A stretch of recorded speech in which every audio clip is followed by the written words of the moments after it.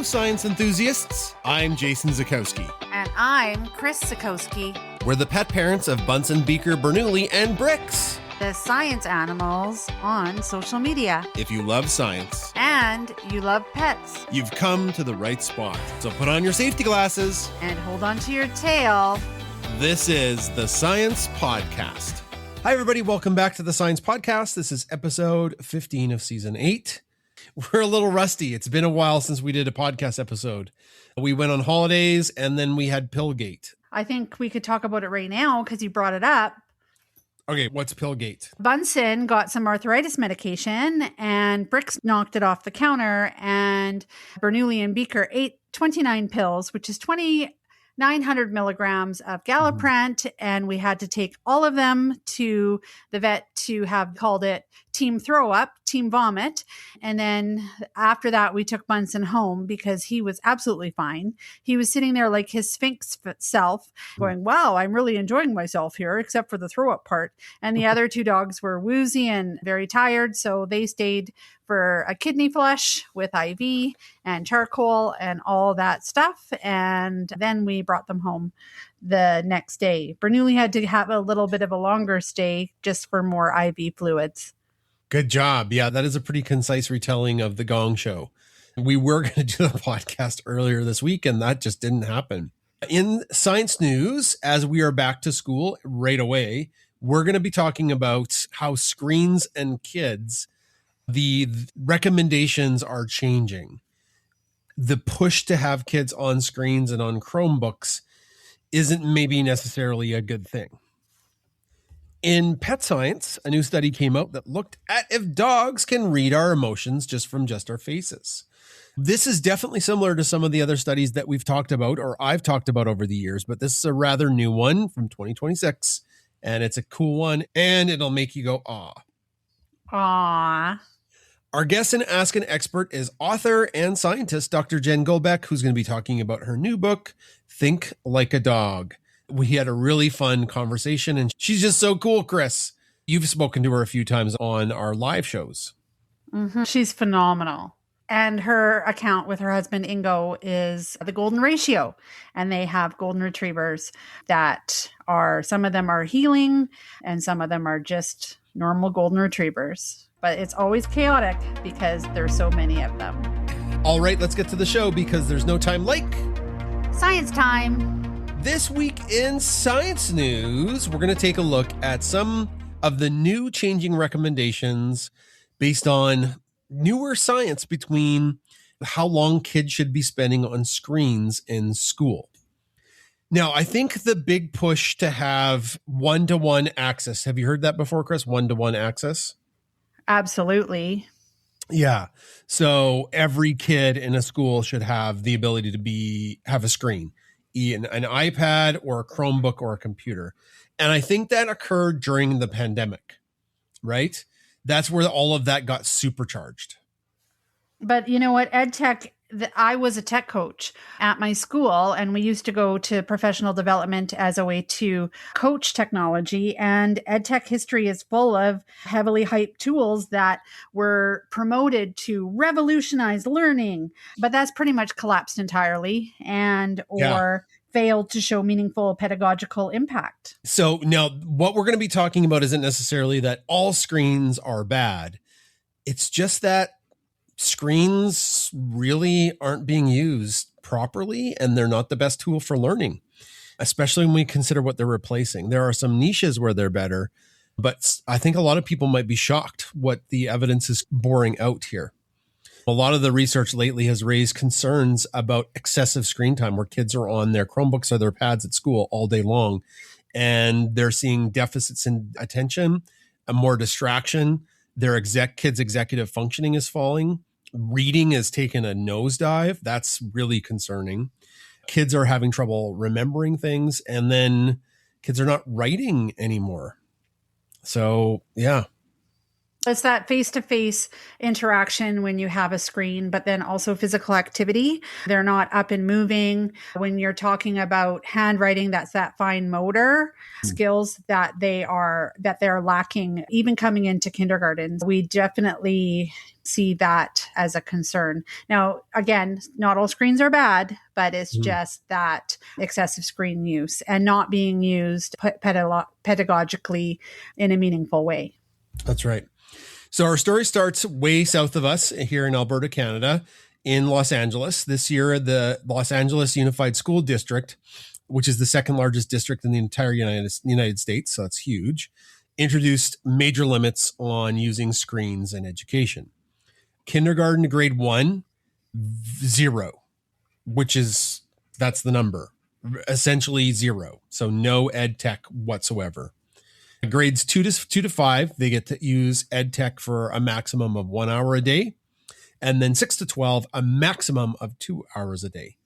So that is a huge shift from the push to get kids on tech all the time from the pandemic. And you said yourself, Chris, you used to be an ed tech coach. Do you want to talk about how ed tech kind of hypes things up a bit too much? For sure. We had a push to use smartboard technology in our classrooms, and we, as our division, were required to make at least 2 smartboard lessons.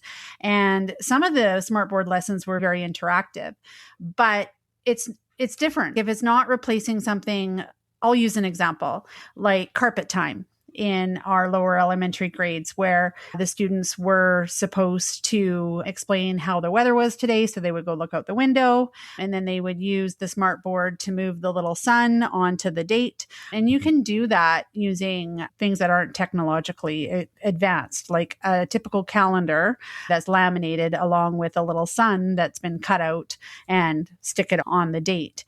So using that technology is not necessarily improving the student's understanding or learning. It's just adding a little bit of pizzazz to the lesson. But I've been a teacher long enough, Chris, to go to teachers' conventions and see the new widget some company was hawking, where they'd say, "Oh yeah, get your kids to do this. It's personalized learning." As soon as I hear personalized learning, my brain turns off, especially if it's around technology. That just means kids are mindlessly surfing the internet. Putting technology into classrooms, a lot of these ed tech companies say that it automatically improves learning, but the research doesn't show that. It's pretty underwhelming. And the amount of time kids are using ed tech has gone up to about 4 hours a school day. That's shocking, Chris. That's huge. It is. We should talk about one important caveat of the research. A lot of the research shows associations rather than the direct cause and effect. And like you said, it depends on what you're doing. Watching a YouTube video for an hour is obviously very different than using a computer to run a science simulation. Mm-hmm. And I have, when I taught through the pandemic, found a lot of science simulations that were pretty excellent to demonstrate a specific concept or outcome. And although I love doing experiments in science, some of the acid basis things didn't work. And so what you could do is use the computer to get more of a precise result, like the result that you're wanting. So I don't know. I'm a little hesitant with the cause and effect. Yeah, I've come full circle to be a full-on Luddite with technology. We use technology when we need it for lab work. We use technology when kids maybe need to write up a lab report once in a while, but it's, as we're going to talk about, I use paper and pencil, paper and pen for 95% of what we do. Mm-hmm. Another interesting thing, which I guess I'm not surprised about, is that schools, school districts, administrators rely a lot of times on studies that are provided by the ed tech companies themselves when deciding what the programs to buy. There was a big push for these learning platforms that are clunky and kids hate, but we all have them now. When companies evaluated, from a 2020 study, when companies evaluated their own ed tech programs, they found them to be twice as effective as independent researchers did. It doesn't mean that they don't work. It just means that they don't work as well as they claim. There are some things that work really well. Some studies have found phonics, vocabulary, and basic math practice. Chris, did you ever play Number Munchers? I did play Number Munchers, and I always shared coolmathgames.com with my students because there were some fun games on there. But there's also a game that you can be a barista. And Annalise was doing it on the computer. And I said, "What are you doing, Annalise?" And she's like, "I'm making sundaes. And you have to get them precise in order to make the most money." And I said, "Where is this from?" And I think it was like from Cool Math Games. And this is a free game. Because I would have allowed my students to go on that after they were done their work. And they weren't doing Number Munchers. They were definitely maybe making sundaes with a cherry on top, which the educational value of that, I'm not too sure. As we march towards the middle of this discussion, every major study that comes out seems to show that screens are inferior to paper. Research involving 300,000 grade 4 and grade 8 students found that 30 minutes of daily screen reading was associated with lower standardized reading scores. This effect was particularly strong with younger students. And international studies have also found associations between heavy ed tech use and poor performance in reading, math, and science. Now, association doesn't mean screens lower those scores, but it's a pattern. And if those patterns are everywhere, I think you can read between the lines. There was a little study, Chris, in 2023. Yeah, and it's actually a fascinating brain study, and it's really causing me to think about how we encourage reading on a screen. So a small study, like you said, looked at 15 children ages 6 to 8, and they were reading from paper versus reading from a tablet or a screen. And the print reading produced brain activity that was associated with greater concentration and cognitive processing. And you might think, why is that happening? And typically, when you have your tablet or your device, it's connected to the internet. But in this study, the computers weren't connected to the internet. The researchers were wondering, their wondering question was whether kids have actually learned to associate screens with those notifications or videos or games or scrolling, the kind of habits that we have with our phones or our devices, because they're constantly novel. And so the screen itself might put them into a different attentional state. But a piece of paper or a book, it was pretty fascinating. And it's something to look at more, because 15 kids is a very tiny study. So we cannot or shouldn't draw huge conclusions from it yet, but it definitely leads to more questions, research questions, which is what I love to do. I love to look at research and derive a research question and research it more. I did that with my master's, and that's something that I'm super interested in. One huge problem that I struggle with is even if we're going to be using our Chromebooks for whatever, if I don't monitor the kids, the temptation is way too high to find something that is more exciting to the kids than doing research, Googling things, or going to my the website I have for them to look at. So schools try to block stuff. They try to filter it. You can walk around and monitor kids all you want, but kids are like so good at figuring out what gets blocked and what doesn't. And perhaps just having the device there, it's a distraction. There was one game they tried to block. They always try to block Minecraft, and the Minecraft nerd kids figure out in seconds how to put Minecraft on anything. Just a funny quick story. There was a game called Duck Life. Have you ever caught kids playing Duck Life? You're like this blocky duck, and you run down a hill, you collect points, and you make your duck stronger. And the school couldn't block it. And it didn't matter. I got so sick of the kids just sneaking onto this stupid game. The one time a month they had computers, they immediately were just going to play Duck Life instead. And if YouTube is accessible, that's another huge one. if kids have access to YouTube, they're just going to watch TV shows on YouTube. They're not going to do anything. YouTube is crazy distracting. So I guess the discussion that leads from that is, are we actually asking something unrealistic of kids when we put basically an entertainment machine right in front of them for 6 hours and tell them only to use it for schoolwork? I know that we had a similar conversation when we were taking junk food out of the vending machine. And if you have a table that you're offering snacks on, who's going to pick the carrots when they could pick chips or sugary junk like gummy bears? It's similar thinking to that, where kids are looking for that dopamine hit that they're accustomed to when they have a device. And even students who are in it to win it, folk concerned about high academic achievement, they also like to take a little break every once in a while. So just food for thought. Using technology for technology's sake is generally not great.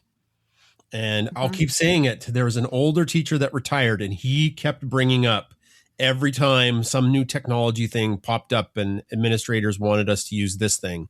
He kept saying, he's like, if you look at all of the research, when they stack up kids doing stuff on paper or kids doing stuff on technology, paper wins every single time.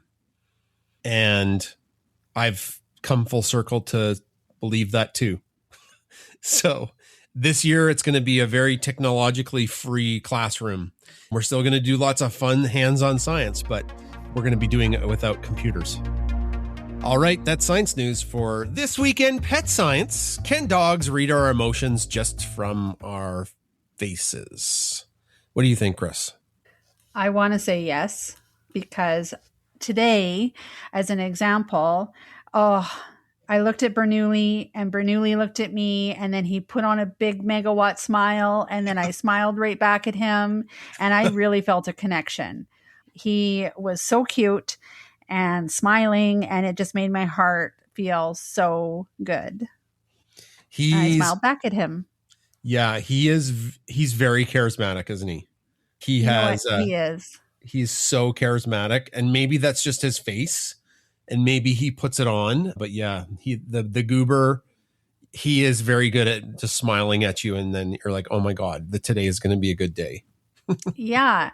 And even we were doing some therapy dog work with him, and I was working one-on-one with our amazing trainer, and she was coaching me, and he was doing downstay, and we were in a busy, crowded place where Bernoulli had interactions with the public, which is all part of the training. And he was just there, and he looked so striking, and he was like putting on his megawatt smile, and people just were coming up to him and really excited to see him. And yeah, that was just really positive. So we know dogs can pick up on signals, right? We've talked about studies before like that. You change your voice, your pitch of your voice. Dogs pick up on that. Your body posture, we're learning that with Bernoulli. Just how you stand and how you position yourself, dogs pick up on that. We've trained all of our dogs with hand gestures. So they can watch you with your hand gesture and, okay, now this is what I'm supposed to do. And of course, we could talk about how they use their nose when we smell different, and people have service dogs that are trained for seizures or low blood sugar, right? That goes on and on. So the question— But I've been doing this, Jason, I've been doing this for a very long time. When I was a kid, we had a dog named Tasha, and she was like a little toy poodle. And we would say, do you want to go in the car? Are you ready to go in the car? With our voice. And we would jingle the keys, and she would go crazy at the door, jumping, excited. And if we didn't take her, oh man, she was so sad. So they do know, they make associations for sure at reading our behavior. And even when we start getting the leashes and we start getting the harnesses, the seatbelt harnesses for the dogs, Bernoulli starts getting very excited. Like he knows. He loses his mind. It's better now that he's neutered, but he would ramp himself up. All right, let's look at the study, Chris, that we're going to be talking about. It's from this year, 2026, and it was published in iScience. And it suggested that dogs' emotional perception may be pretty more advanced than we thought before. researchers actually found different patterns of brain activity when dogs looked at human faces and the human faces that were displaying different emotions. And that included differences between negative emotions. Mm-hmm. And importantly, dogs were simply looking at pictures. In other studies that we've looked at, there's been some context clues where the dogs can try and figure out the situation based on what they're perceiving. So when you're looking at pictures, there's no voice, no body language, no movement, no smell, and no interaction with the person. So it really limited their sensory environment. This is one of the studies where the dogs had to go into an MRI. And the researchers at the University of Vienna worked with 14 pet dogs, which included border collies, golden retrievers, and some other family dogs. Now, these dogs weren't made woozy or weren't given some kind of loopy pill to calm them down, like what we had to do with Brik's, so he wasn't swatting and growling at the vet. Yeah. They were trained to voluntarily enter the MRI scanner and lie down and remain very still. Beyond what this study found, just getting dogs to do that is a huge accomplishment. When the MRI stuff starts swirling around you, it is crazy loud, very cramped. So it's pretty cool the dogs were able to just chill in there. One of the researchers described the dogs as very good at the task. It's pretty cute.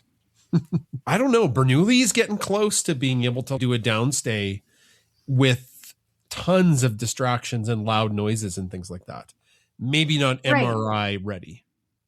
Maybe not MRI ready, but that doesn't mean that he won't ever be MRI ready, because you can train a dog to go into a strange environment full of unfamiliar noises.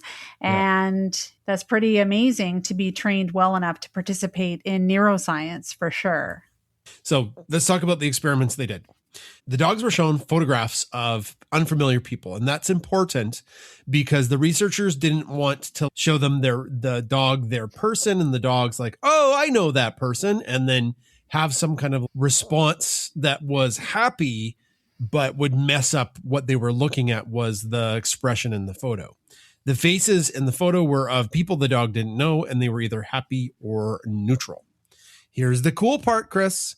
Happy faces produced greater activity in the brain region associated with reward than neutral faces. So the dogs weren't simply noticing these are two different pictures. Their brains appeared to assign emotional significance to the expressions in the two different pictures. A smiling human face may actually have a positive value to a dog. Isn't that so cool? That is so cool. And that reinforces, or I guess confirmation bias, Bernoulli and I smiling at each other today. I smile at every dog I see. I just smile at them. So maybe they're like, oh, I like that man. He's smiling. What happened in experiment 2? So experiment 2 actually gets more interesting. Scientists have already have evidence that dogs could distinguish positive emotions versus negative emotions, but that's a fairly simple distinction. The researchers actually want to know, can a dog's brain distinguish one negative human emotion from another? If we're looking at negative emotions, those can be anger, sadness, fear. And so that's what they did. They showed the different faces displaying those negative emotions. And the dog's brains did distinguish between them. So the dogs actually showed different patterns of brain activity when viewing angry or sad faces compared with fearful faces. So that could provide the first evidence that dogs can differentiate between negative emotions in human facial expressions at the neutral level. And it's a pretty important distinction because instead of the dog's brain simply categorizing good human, bad human, there appears to be more detailed processing happening in their brains. So something that you could liken to this negative face is different from that negative face. But Again, I get so excited about these things, but there is an important caveat. This doesn't necessarily mean dogs understand sadness. The experiment does not prove a dog looks at someone's face and consciously thinks, oh, this person appears to be melancholy today. Yeah. Yeah. Oh, it looks like you're sad today, which sometimes we do associate. If we're feeling sad, then Beaker will come over to us and we attribute that to, oh, she must know that we're feeling sad, but she's obviously just picking up on our negative emotion. So researchers can say that the dogs visually perceive differences between the emotional expressions, and those differences actually produce distinguishable patterns of brain activity. And therefore, the canine brain is processing those emotional expressions differently. And that's different from proving that dogs possessed a human-like conceptual understanding of anger, sadness, or fear. And what's cool about this study is they were only looking at the face.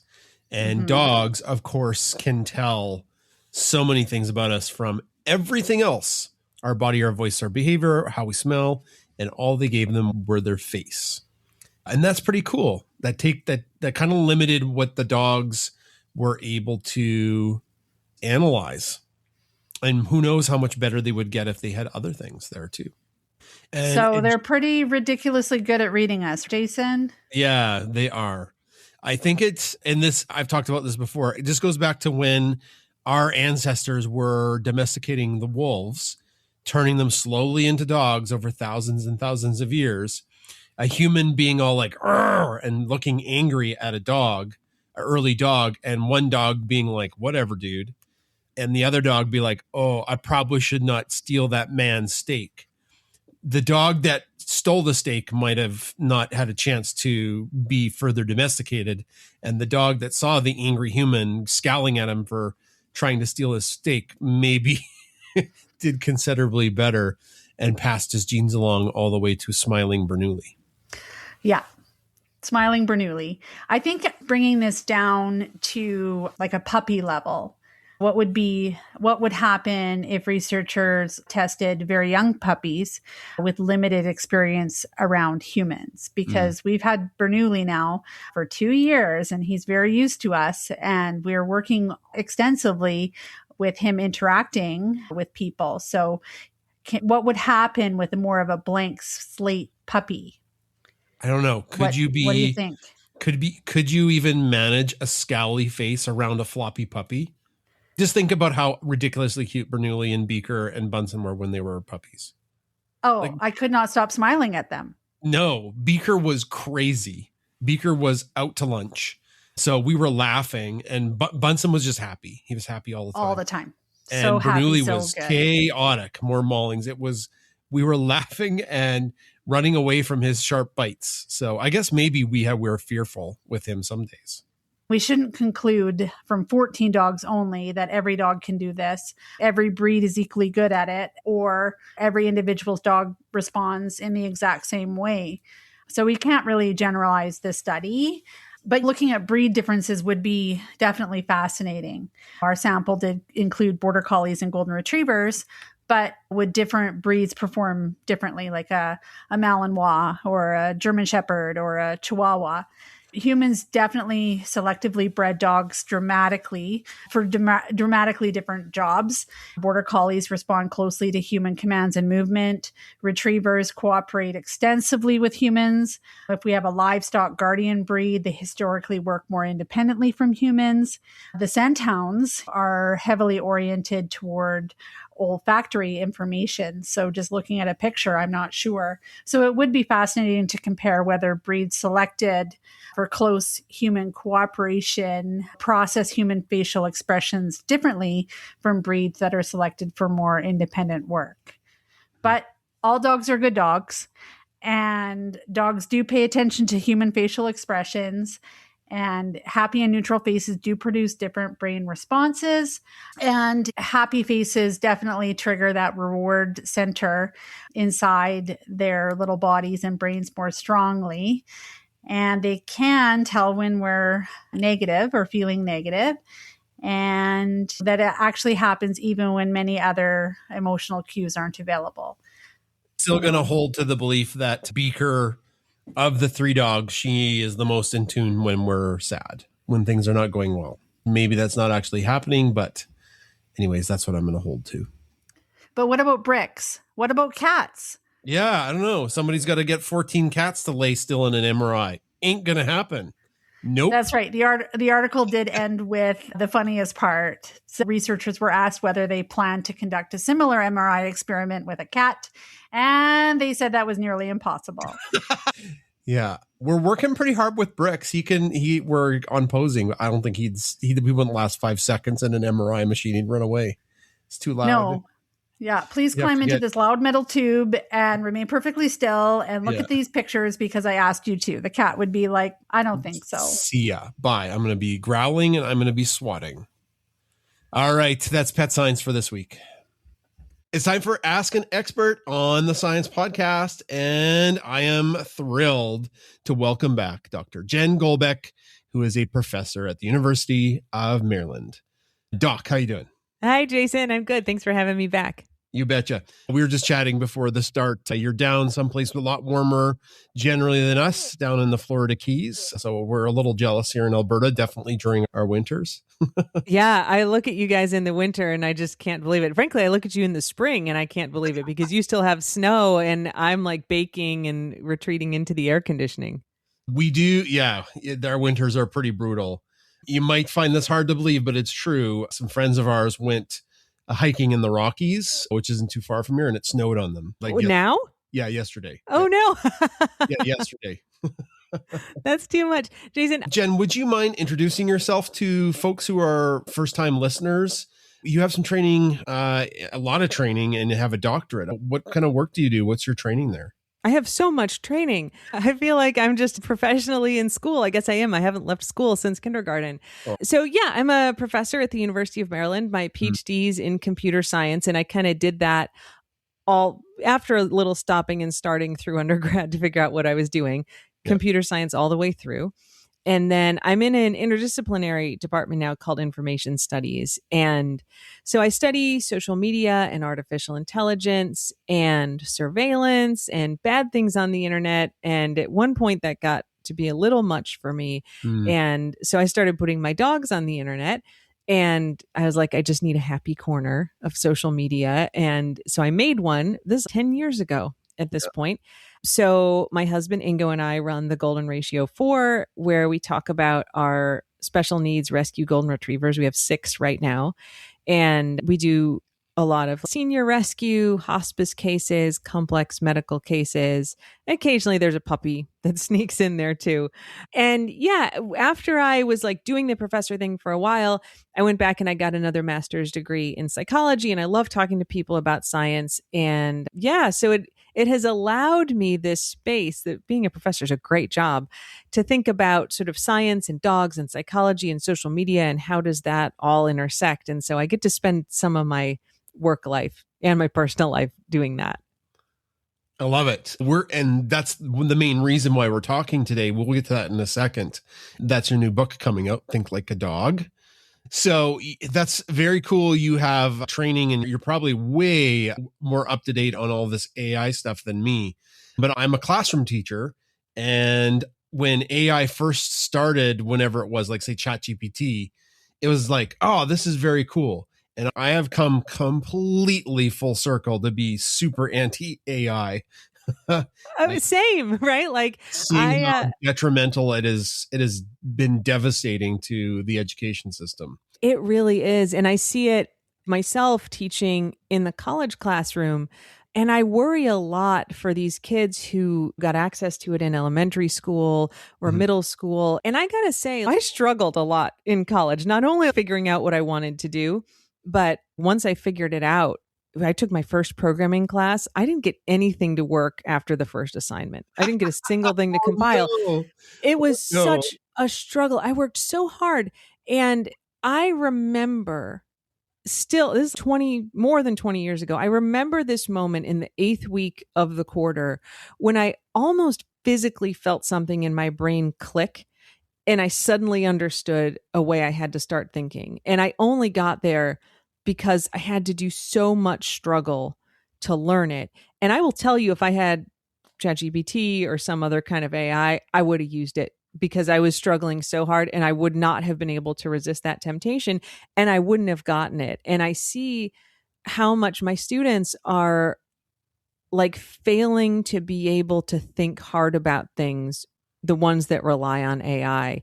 And what's it going to look like when there's kids who've been doing that since elementary school? Yeah, I don't allow it at all in my class. It's fully forbidden from any stage of any process. Yeah, I never thought of myself as a Luddite, but this is definitely throwing me down that path. Yeah, like for example, if you're curious, in Alberta, Canada, like cell phones are banned in school completely. Like that, taking them out, that lets kids, they can access the AI programs there, but also social media and bullying and all that stuff. So that was taken out. And then kids just use it on Chrome. So Chrome browsers are now locked down. So you can't even access the internet on them for certain things. So like we're always 5 steps behind the kids in figuring out how to use AI. The big thing now are those meta glasses, and there's rings and pendants that kids are using. So we're always playing catch up, and it's just, you're right. The temptation is too great for some kids to avoid that AI stuff. But that's, I guess that's not what we're here to talk about. I just thought I would get your opinion on it as you're in that realm. Yeah. Can we just talk a little bit about the golden ratio? Who are the current members of the ratio? This is like asking someone with a lot of kids to name them all. We have Remy or Remoulade. He's our oldest guy now. He's 10 going on 11. He's blind and he's missing one eye now, diabetic. He's had cancer for 3 years that isn't progressing. We say he's kind of like a cockroach, and we mean it lovingly, just like nothing can kill that dog. So he's an old guy and he sleeps a lot, but he's happy and he feels fine. But he's definitely the most complicated dog I think we've had. Then we have Guacamole, who I still think of as my little boy because he was youngish when we got him, but he's almost 10. He'll be 10 in a couple weeks. And he's just awesome. We got him, he's from a shelter, so we don't really know his background. And then we have the cheese dogs, feta, mozzarella, and gorgonzola, who we've had a lot of cheese dogs, but they're our current 3 cheeses. Feta, and we got them all as puppies. Feta was a rescue, and mozzarella and gorgonzola we got from the same breeder that we had a decade before gotten our first 2 dogs from. And well, obviously we're like big rescue dog people, but there's something to be said for really well-bred dogs with great temperaments who are super mellow as mentors to all these rescue dogs who come in from these tough backgrounds. We saw it with Hopper and Venkman, who we have lost, but were the 2 dogs that I started with, that they were really able to teach dogs who had been starved or beaten or abused or neglected. They were like these mentor dogs. It was wild to show them everything is going to be okay and you can be cool. And those dogs could sometimes be snappy or need space. And Hopper and Venkman knew how to give them that. And so when we lost them about a year apart, we were like, all our dogs are good, but it would be great to have some that we kind of start with from scratch. And we got Zola and Ella. And I remember Zola was a wild child. Oh my gosh, both of them are still a little bit feral, but it's fine. They're good, and they really are just so easygoing. And they're still, golden retrievers are like velociraptors until they're 3, and neither of them are there yet. And then we just recently, like in the last year, took in another dog who we named Cuba Libre, or we call her QB for short. And she is about 4.5, really bad allergies. She has a kind of congenital kidney disease, is in early stages of kidney failure. So she seems happy and healthy now. She's starting to show a little signs of her kidney issues, but we're hoping we're going to get a lot of years out of her. We like defying the vets who tell us dogs don't necessarily have a lot of time. We keep them going for a long time after that. So that's the current squad. There's 6 right now. How old is Feta? Feta is 3 and 3-ish. Yeah. Okay. I was just trying to think if you had a dog that was 6, but I guess I was wrong. No. Yeah, no, Feta is like, I guess 3.5 and Cuba Libre is 4.5. And then we jump up to Guac, who's 9, almost 10. Gotcha. Right. Okay. That was my bad. I thought Feta was a bit older, but all good. Yeah. I'll cut this bit. That's my bad intel. Did the dogs have a favorite person between you and Ingo? Because they have, like, our dogs have a favorite person, and it's not me. It's my wife. I will tell you, every dog we have had likes Ingo better than me, with, No. I think, 2 exceptions. And I travel a lot now, and so Ingo's always here, and you can say, that's why. But it's not true, because 10 years ago, I was like home all the time with the dogs. I was the one who did all the feeding and picking up after them and walking them. They still liked Ingo better. 2 dogs have liked me best.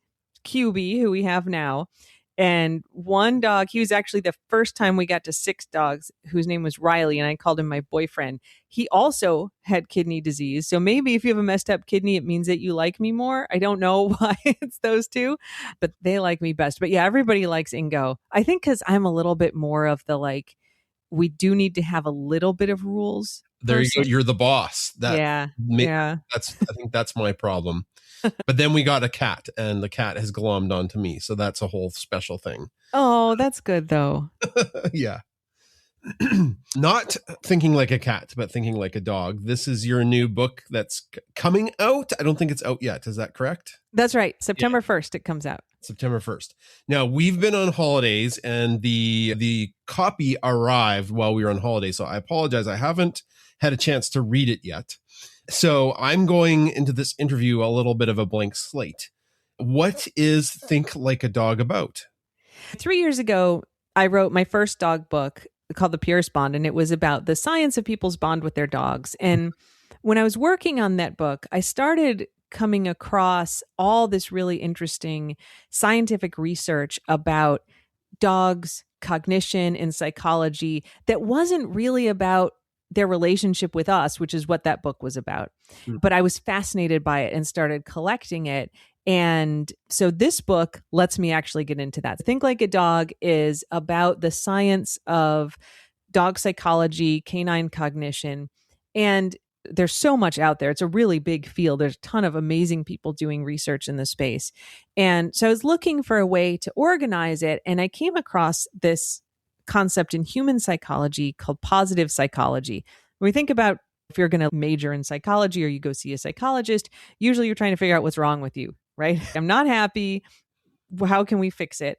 But positive psychology, it's been around since the 50s or 60s it started, but really in the 1990s is when it became this very mainstream thing. And it's basically the psychological science of how we can be happy. And they have a manual, just like we have a manual of ways that you can be unhappy. There's a manual. There's a manual called Character Strengths and Virtues, which is ways to be happy. There's 26 of them. And it's things like having a sense of purpose, lifelong learning, mindfulness, a sense of awe or wonder or spirituality, having good social connections, laughter. None of it's super surprising that these are the things that make us happy. We know what those are, but they actually went and systematically identified them. And so when I was pulling together all this research about dogs, what occurred to me is we could group that basically into the same categories that we use to understand what makes people happy. Now, dogs don't have all the same ones as people, at least as far as we know scientifically, right? There's no science that shows dogs have a sense of spirituality. Maybe they do, but we can't measure that. But all the stuff that we have been able to measure, a lot of it fits into this framework. And so the book uses this idea of positive psychology, what makes us happy, and uses that to look at all of this science about dogs and understand that they have a lot of those traits. They understand fairness, they understand loyalty, having a sense of purpose, having a job, dogs laugh. And so the book is this tour through a lot of interesting people who work with dogs and scientists who study canine cognition to understand what makes them happy, and then how do we use that to make our own dogs more happy and maybe ourselves too.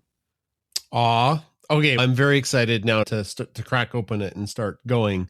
It sounds like some of the stuff on the Science Podcast, I've talked to some of the authors that maybe that you pulled some of the research from. The dogs do laugh, which is amazing. Did you get into the play pant? Is that some of the research you pulled for the book? Yes, this is like one of actually my favorite pieces of science in the book. And the fun thing about it, you've talked about this, I'm sure, on the podcast, that dogs laugh and it's this sort of like breathy sound Yep. that they make. And you can do it to them. Like we can make that sound at them and they lose their minds if you make it at them. They're like, how did you break my secret code? And they'll look at you weird and then they'll start jumping around. It's so much fun to do it to your dogs. And it's like you're finally like just getting a little peek at communicating with them in their own language. Oh, yeah. I talked to, I'm trying to remember the author. I forget. I'm so sorry. Maybe you have it off the top of your head. Who did the playpant study? There's a bunch that kind of they built on each other, but other animals laugh too, and that's where the idea started from. Like if the whole idea of you can tickle a rat, and the rat. Yeah. Horses apparently have a laugh, and the whole theory is that if mammals who can make bonds love and they feel love and they get scared and they can feel angry, then why can't they feel joy and have some sound that goes with that? Yeah, absolutely. It was like the sweetest thing to do science on in the history of ever. It's so great. The things that they're able to do, and like anybody who has a dog knows that they can feel joyful. They also can feel sad, but they can feel joyful and engaged and wound up. And then just like being able to see like, here's how they studied it, right? Here's how we science about that. Here's how we can prove it. I just think that's beautiful, right? What a great way to do science. Super cute. I'm going to have to try the play pant sound to the dogs and see what they do. My guess, our young guy, Bernoulli, he's the one that will go bonkers the most. Yeah, please report back. Yeah, he's a little bit of a loose cannon. Did you have a different drive to write this because you were able to get into your psychology training with the book as opposed to the bonds in the other one? Yeah, it is great to be able to use the kind of psychology research that's out there that I use in my work, usually studying bad stuff that happens on the internet, and to be able to turn that around. A story I talk about early in the book is that when I was in 6th grade, I was in my science class and my teacher, I don't know why she brought it up, but all these people with dogs think that their dogs love them, but they don't. Your dogs don't actually love you. If they lick you, it's just because you're salty and you taste good and they probably want the minerals. And she's like, dogs aren't capable of love, basically. And I was so angry, right? But I was 12 and I was not educated enough or good enough at arguing to argue with her. But it's been a long time since I was in 6th grade and I still remember that. And I feel like that little grudge that I have against that teacher for insulting my dog is a thing that has driven me along this path over the last 3 years that I've been working on this book. And dogs absolutely love us. And the science is super clear. We know how to measure that. You can see it with fMRIs. There's parts of our brain that light up when we see people we love, when parents see their children, when we see our partners that we love. The dogs have that same part of their brain. It also lights up. You look at the neurochemicals that we put out and you can measure it in our blood. Dogs put them out when they see us. It's like all the ways that we're able to scientifically measure love, which it feels like you can't, but you totally can, at least in some ways. We can measure and see it happening in dogs with us too. And that kind of thing, being able to take these feelings that we have, these things we know are true about our dogs or that we suspect might be true, and see the science of that, I love it. And also, there's places that we're wrong. A lot of people talk about, oh, my dog stole some cheese off the counter and they looked at me and they were so guilty. But we know that science has shown us dogs actually aren't capable of feeling guilt. There's a part of your brain that does guilt. Dogs don't have that. So they may be scared, they may be having negative feelings, but they don't feel guilty. And I think that's also really interesting and kind of fun, right? To be able to have these notions of, I think my dog's thinking like this, and then be like, oh no, they're literally missing the part of their brain that does that. Whatever you're seeing, it's not that thing that you think. I guess that's the danger of personifying dogs a bit too much, is they're not people. But if you don't personify them enough, you lose out on the whole idea that dogs do love us and they're not some unfeeling, opportunistic creature. We could leave that maybe more to cats. No, I'm just kidding. The cats definitely do love their people as well. Yeah, I get asked about cats every time I go talk about the dog research, and they're very different. There's some overlapping work there, but yeah, one of the things I try to convey in the book is that there are a lot of things that dogs share in common with us in terms of how our brains work and in terms of our psychology and emotions, but also they're not the same. And one thing I hope people take away from reading this, and I try to end all the different chapters with, is like, try to see the world from your dog's perspective, right? I've just told you all this science about how their brains work and how they think and how they experience the world emotionally. And instead of trying to make them behave in the way that we want or anthropomorphizing them and trying to really see them as just like fluffy versions of us, like really take the time to try to understand, like, what are they experiencing in the world right now? And if you do that, if you can really get your head more in that space, it lets you then let them live their life in a way that allows them to experience those happy emotions. So you're not shutting them down or you're not pushing them to do something that they don't like. They are different. They're very alien to us in a lot of ways, but it's enough like how we think that we can connect to it. And that's a thing I hope people take away. That's one of the craziest things I've wrote about on just like spitballing is it's such a wild thing that we've chosen this creature to live with us, right? And we've shaped them over many centuries, right? They weren't like this originally. We've shaped them, but they're not human, and they live so close to us, and we expect them to be human-like. And they do such a good job, right? Like they do such a good job. I think this sometimes where I'm like, look at all these actual animals walking around in my house. Yeah, exactly. They're domesticated wolves and they're just chilling on the couch and they get picky if their blankie's too lumpy. That's Beaker. Gold. Yeah. I was like, really? You have if you were in Scotland 1,000 years ago, you'd have to be getting shot down ducks out of a lock. And now you've got a lumpy blanket. So yeah.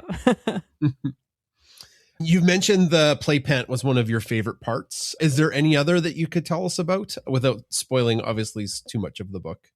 Yeah. One of my other favorite things I got to do. So there's a lot of travel in this book. I went around and I met with cool people doing cool things with dogs.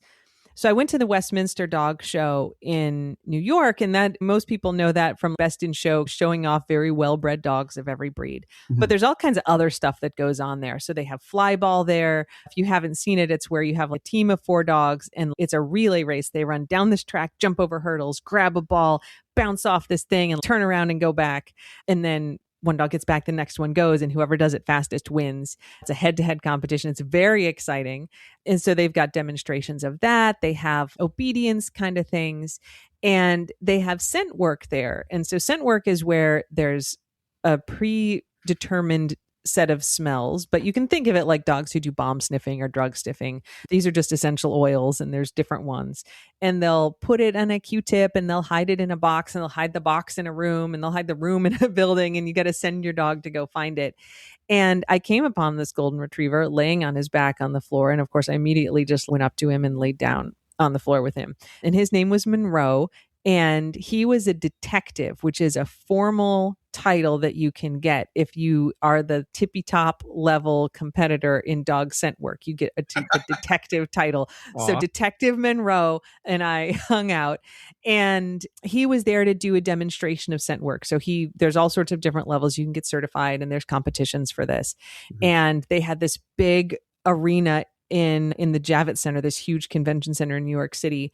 And they had these things that all looked like cereal boxes, and some of them were empty, and some had a tiny drop of a birch essential oil. And he could just go in there. His handler doesn't know where it is, and just walk up and sit down and point to it.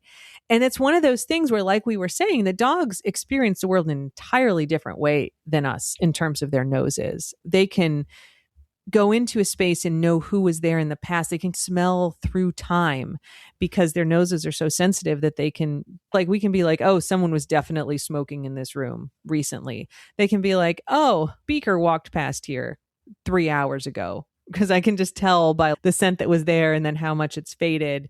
They see the world so differently like that. But to really see how it gives them this sense of purpose and how it fulfills them. Dogs, I talked to a lot of humans who had their dogs there that were like, he was kind of out of control. He was aggressive. We didn't know what to do. And then we introduced him to scent work or fly ball. And suddenly they had a purpose and they transformed, became a different dog. And I think people are like that too, right? If we're bored and unstimulated, we can do some kind of antisocial things, right? But we're happier. Start surfing the internet and you wind up on 4chan. Yeah, exactly, right? But if you have a sense of purpose, you are a happier person. If you feel like what you're doing is serving something bigger or it's engaging your mind. And so it was really amazing to see these dogs. Monroe was this beautiful golden retriever, but these don't have to be purebred dogs. A lot of them are rescue dogs. Some of them had problems, behavioral issues, and they come in and they're doing these other activities at the top dog show in the world. It was really an incredible thing to see and to see how it makes them happy. That's amazing. I love that you got to in person interview some of those people. Through audio. One of my favorite interviews was an outfit that has rescue dogs and they train them to detect like endangered species. Right. So they work with biologists who are tracking like a butterfly, and these dogs could smell like the chrysalis form of the butterfly. So the biologists don't have to like traipse about in the jungle for weeks on end trying to find the thing. The dog just finds it like in the first day. Amazing. Or they send them out on the ocean and they can sniff out like whales, because like whales, when they blow their mist, it has quite a smell to it, and dogs can track that easily on the ocean. So it was just really cool. It is wild that dogs can do that. Have you tried any scent work with your crew? I have. So Ella, as I mentioned, is a little bit feral. She's our kind of baby of the group. And I brought her to the vet at one point and I was like, she seems unhappy. She's really weird. I don't know what's going on. And the vet's like, I think she needs a job. She's just bored and she needs more stimulation. And so we are not at competitive level yet. But the way that you start this is you just get a bottle of one of these essential oils, you put it on some Q-tips, you put it in a washed out Altoids tin with some holes in it, and you put treats in one hand and the tin in the other hand. And of course they're going to go for the treats first, but eventually you don't give it to them. And then they'll be like, all right, let me smell what's in that Altoid can. Then they get the treat. And so eventually they figure out, oh, if I go sniff that smell, then I get rewarded. And so you just train on that over and over till you can move the Altoid tin further and further away. And they figure out that if they boop their nose on it, they get a snack. And like everything with dog, once they've got that basic thing done, they can figure it out. And Ella does want the snacks more, but she'll do it. I think she finds it a little frustrating. Human, why are you making me do this stupid trick? I'm very smart. I don't need to go do it. Just give me the treats. But yeah, it's been really fun. And we do have a guava tree down here, very tropical fruit. And the dogs go crazy for the guavas. They love them. So it's guava season right now. And so they are all doing their own scent work because it's just laden with guavas. And so they're falling on the ground and they all sniff them out. Guac tries to climb the tree now because he's like, there's ripe ones up at the top. And so he's always got his feet up there in the tree trying to get them. So there's a little natural scent work happening too. That's hilarious. We were just outside before I talked to you, and we have a huge raspberry patch, and all of the dogs were eating raspberries off the patch. So that's very different than guava. But parallel. Bernoulli definitely loves the brambles, and he uses it to scratch his butt. He's weird. Oh, that's so fun. Thank you for talking to us about Think Like a Dog. Where you said September 1st, it will be out? September 1st. Amazon obviously has it. I recorded the audiobook version. So if you're an audiobook person, you can get it on Audible and it'll be me reading it. And then indie booksellers. For people in the States, we're working with Honest Dog Books, which is run by dog mushers in Wisconsin. And they're wonderful. You get a couple bonus things if you buy it from them. Sweet. If you have any links and you send that to me, I'll put that in the show notes to the podcast. Perfect. Will do. And you have other books that people can find also on Amazon? Yeah. The Purest Bond is the first book, which is about people's bond with their dogs. It's also a kind of science and psychology book. And yeah, if you look there, there's also real science books. There's a book on network analysis and open source internet investigation, but they're honestly less exciting. You should read the dog books instead. Perfect. One of the questions we always ask as I kind of close out the interview is for our guests to share a pet story. I was wondering if you could do that with us with one of your crew or one of your departed crew members. Oh, I have so many. I'm fortunate to have so many good ones. I will tell you one from the book, though, which is Ella, who I mentioned is a little feral. And we got her in part so we would have one of these well-temperamented dogs, but also because we were in a pretty deep period of grief because we had lost Hopper and then Venkman, who were really just amazing dogs. We had them both since they were puppies. And we got her, and she is this perfect 50-50 mix of Venkman, who was this kind of crazy, happy, joyful little haystack of a dog, and then Voodoo, who is this rescue dog that we had, who would eat anything that was like below shoulder height in the house. He would chew the sleeves off of long sleeve shirts and eat them. No. He'd eat the toilet paper. We had to move the toilet paper rolls higher up on the wall so he couldn't get them. We lost him at 3 years old from seizures. So he was always a little doped up because he was on a lot of anti-seizure medicine, but just he'd eat the recycling out of the bin. He did not care. He ate everything. And so she is half him. Just does not care at all, will eat anything. And she had a Voodoo moment as I was working on this book, and she got a hold of this inhaler that I had been prescribed for bronchitis. And it was like I had just picked it up from the pharmacy, and she got the pharmacy bag, tore it open, tore the box open, got the little metal albuterol canister out and bit right into it. And it deployed the entire 200 doses of albuterol into her mouth. And she's being kind of weird. And I was like, I think you should take her to the vet. And her little heart was like double speed racing. Oh, no. Yeah, they had to keep her for 3 days to just because it screwed all these things up. Apparently you should not use an entire albuterol inhaler all at once. And so that was quite an adventure for her. But also because it's so much a thing that Voodoo would have done, we felt a little bit it was a ghost Voodoo visit. We kind of loved it. We didn't want her to get hurt. We don't let those things happen on purpose, but dogs get into stuff. But just couldn't even be upset about it because it was like this little visit from this dog that we lost in this kind of tragic way that we miss so much. It makes me weepy now just talking about him. I miss him so much. And so to see those glimpses of him, even the miscreant version of him in Ella, is a really lovely thing. Oh, that's sweet. Yeah. Sometimes when you see the dogs that you have do the bad stuff and they remind you of your lost dog, it's not as bad. That's right. We can deal with the vet bill and take it as a visit from that guy. Yeah. Callan, our golden we lost before Bunsen, she was very much a chewer and eater and destroyer of all things. And Bernoulli was exactly that as a puppy. Bunsen was the perfectest puppy you would ever see. And then we got Bernoulli's another Bernese Mountain Dog, and he was like Callan. He ate everything and destroyed everything. It wasn't as annoying because it was like, oh, that's what Callan did, even though he just ate my wife's $300 prescription sunglasses. So exactly. Yep. Doc, thanks so much for being a guest today on the show. We'll make sure there's links in the show notes to the Golden Ratio and like where people can pre-order the book, get the book when it comes out. And yeah, thank you so much for being a guest again. Oh, thank you so much for having me.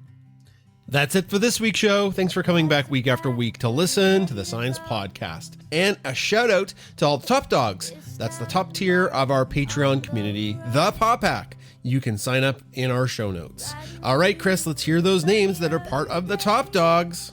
Shona J. Schneider, Patrick, Jennifer Essery, Barbara Radner, Amelia Fettig, Ree Ota, Carol A. Hanel, Jennifer Chlan, Karen Chronister, Vicky Otero, Cassie M., Christy Snakewalker, Sarah Bram, Wendy, Diane, Mason, and Luke, Helen Chin, Elizabeth Bourgeois, Marianne McNally, Catherine G. Jordan, Shelley Smith, Laura Stephenson, Tracy Linebaugh, Ann Uchida, Heather Burback, Kelly King, Tracy Halberg, Ben Rathert, Debbie Anderson, Sandy Breimer, Mary LaMagna Ryder, Bianca Hyde, Andrew Lynn, Brenda Clark, Brianne Haas, Peggy McKeel, Polly Birch, Kathy Zerker, Susan Wagner, and Liz Button.